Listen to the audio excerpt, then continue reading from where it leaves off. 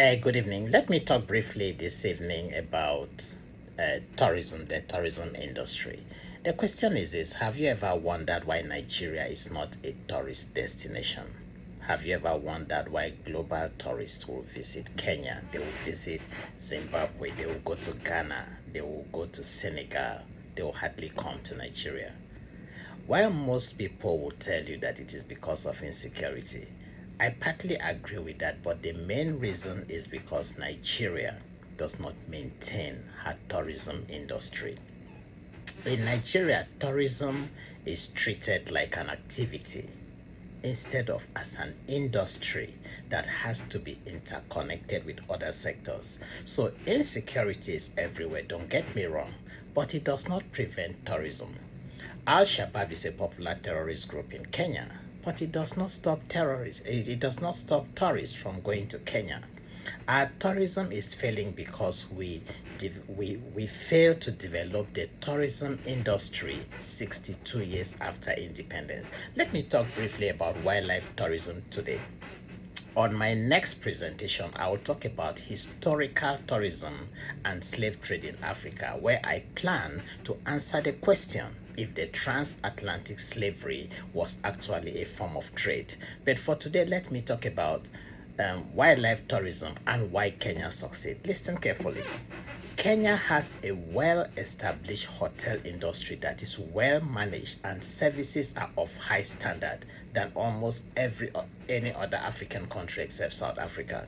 The government of Kenya, through the Kenya Tourism Development Corporation, listen, ensures strict wildlife preservation programs and laws which ensures continuity of the activity. This is where we missed it in Nigeria. Our government have no program for wildlife preservation. Our remaining wildlife are hunted daily for food by villagers, and our people have no value for wildlife. Kenya has a well-developed transport system in terms of roads, railway, and air transportation, making it easy for tourists to move within the country. More important, a lot of research is carried out by the Kenyan Tourism Development Corporation in terms of checking the population of animals, the population of birds in the national parks and the game reserve, and also improving the management of the entire tourism industry. In Nigeria, we have no record of any of this. We just have group of civil servants or group of bureaucrats who are just there to steal and plunder the economy. Our inability to manage our tourism industry or to manage tourism in Nigeria as an industry is the primary reason why tourism has failed in Nigeria. Now listen. Wildlife tourism, talking about Kenya now, accounts for about 14% of GDP in Kenya. Actually, one in every 10 people in Kenya is in the one in every 10 people in the formal sector of employment in Kenya is in tourism.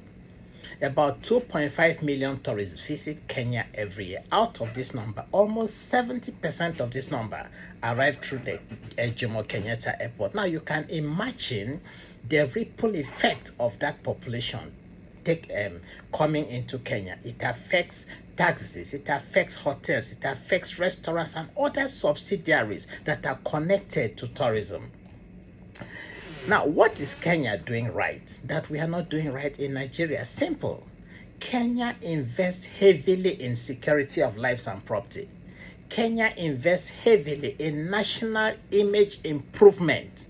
And thirdly, Kenya invests heavily in all tourism-related services like small infrastructure, transportation, law and order, and even power.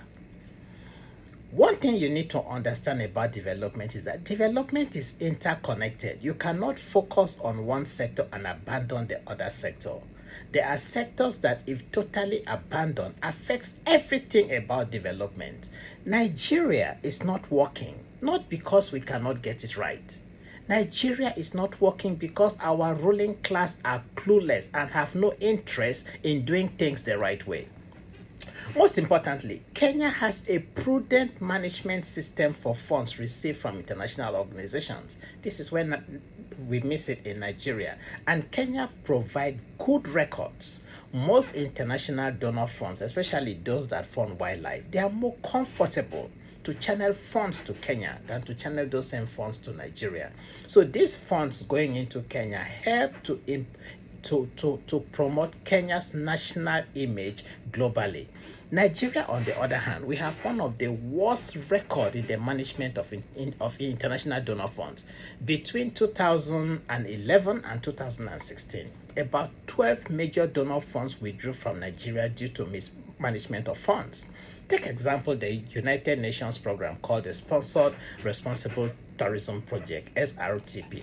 Now listen, in this project, communities are funded to benefit directly from tourism. So like if your village is surrounded by tourist lands and as such your people cannot use such land for farming, there is a fund that support local communities affected by this. A typical example is the National Forest in Cross River State in Nigeria. All villages within that forest are supposed to benefit from the SRTP fund. These funds are meant to support all surrounding villages with schools, water supply, and other community projects.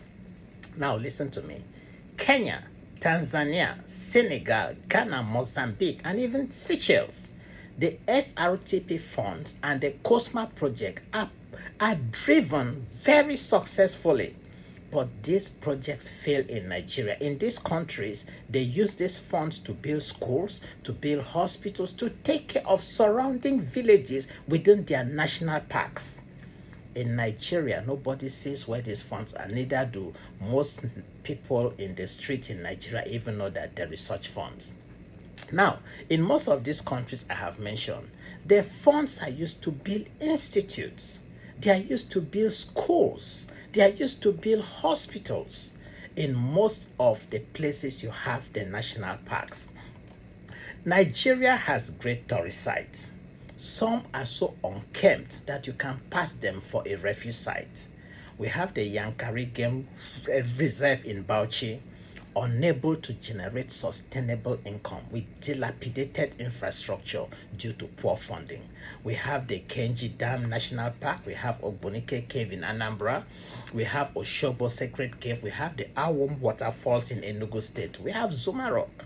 Zuma Rock is even a project that concerns me. It concerns me because I have seen what rocks have done in other societies. We have the Ikogosi Warm Spring in Ekiti State. I was there sometime, I think possibly around 2008, 2009, during the government of Shegun Oni.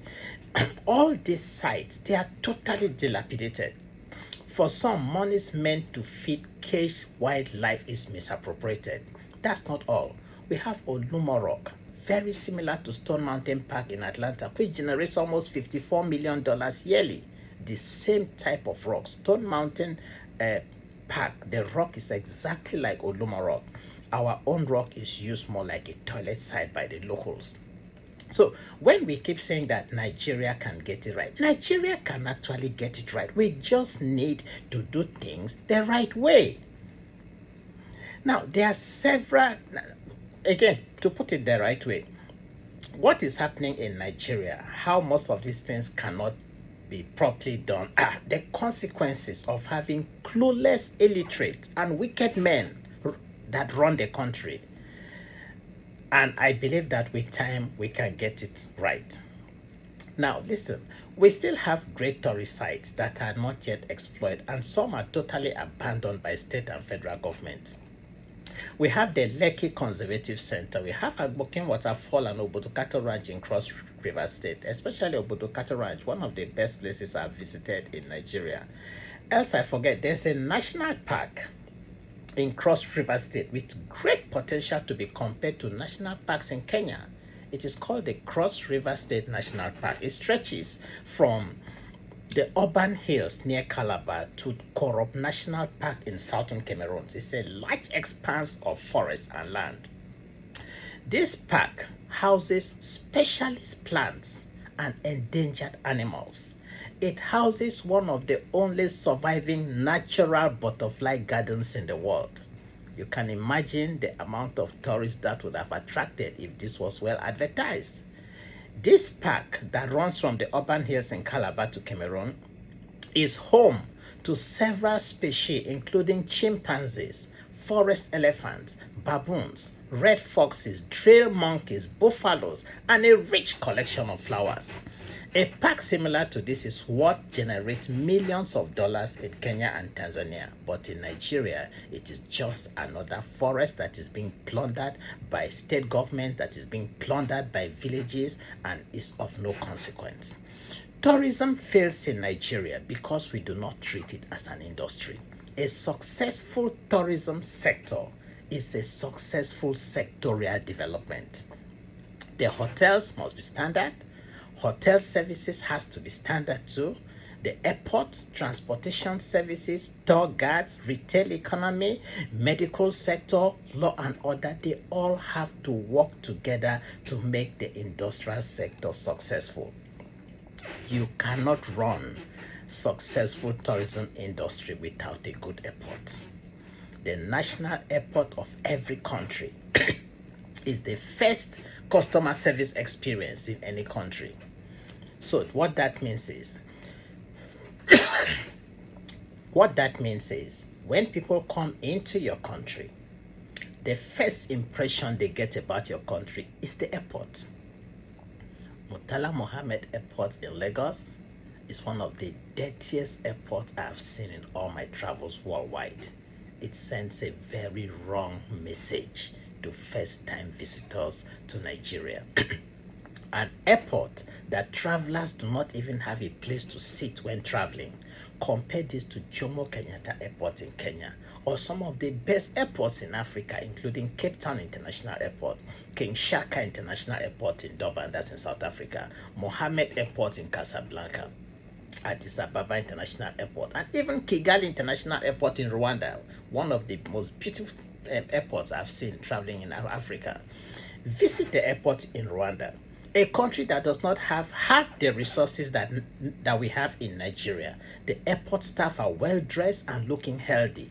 You will not find airport staff in any African country begging as we have in Nigeria. Don't forget, a country's first customer service is the airport. Do you know the image that the international community gets when they come to Nigeria and people are begging at the airport? Airport staff in other African countries exhibit great professionalism and etiquette. You'll be impressed with how clean the toilets are and how professional they handle baggage. These are airports in Africa, not America. The question is this: why can't we get it right? Listen to me as I conclude. Development is a choice. Giving our people the good life is a choice. Providing jobs for our youth through the tourism sector is a choice. We can choose to get it right by electing the right people to lead the country, or we can just continue the way we are. Follow me on my YouTube page. Let's have this conversation. My name is Prince Will Odidi. Thank you, and God bless you all.